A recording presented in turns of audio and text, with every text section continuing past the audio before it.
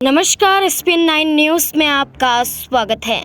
क्या महाराष्ट्र में विधानसभा चुनाव से पहले अजीत पवार एकनाथ शिंदे की कुर्सी पर सेंधमारी करना चाहते हैं?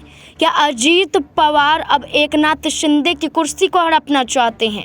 महाराष्ट्र में विधानसभा चुनाव से पहले सीट शेयरिंग को लेकर जो फैसला नहीं हो पा रहा है, जहां भारतीय जनता पार्टी और उनके सहयोगी दलों के बीच में आपसी सहमति नहीं बन रही है, जहां इससे पहले अजीत पवार जनसंवाद करते हुए नजर आते हैं।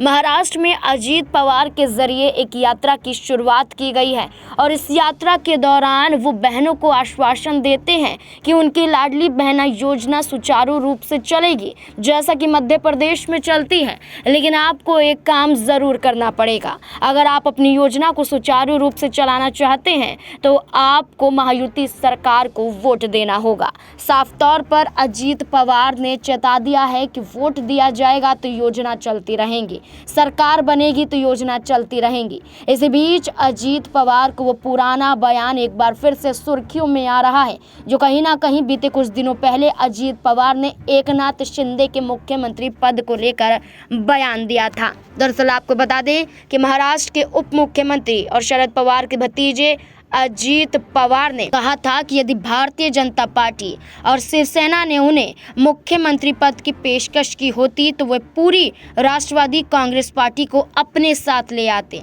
पवार ने वर्तमान मुख्यमंत्री की जीवनी योद्धा कर्मयोगी एकनाथ संभावजी शिंदे के विमोचन के अवसर पर मजाकिया लहजे में ये बयान दिया। आपको बता दें कि जहां मुख्यमंत्री की जीवनी योद्धा कर्मयोगी एकनाथ संभाजी शिंदे के विमोचन पर यह बयान दिया, इसके बाद राजनीतिक माहौल गर्माता हुआ नजर आया। दरअसल आपको ये बता दें कि इस बयान के बाद ये कहा जा रहा है कि अजीत पवार खुद 160 सीटों की मांग भारतीय जनता पार्टी के समक्ष करते हुए नजर आ रहे हैं। एकनाथ शिंदे भी 100 से ज़्यादा सीटों की मांग कर रहे हैं। अब ऐसे में भारतीय जनता पार्टी इन मांगों को पूरा तो नहीं कर पाएगी, क्योंकि जितनी सीटों की मांग की जा रही है कुल विधानसभा सीटों के अनुसार भारतीय जनता पार्टी का चुनाव लड़ना मुश्किल हो जाएगा।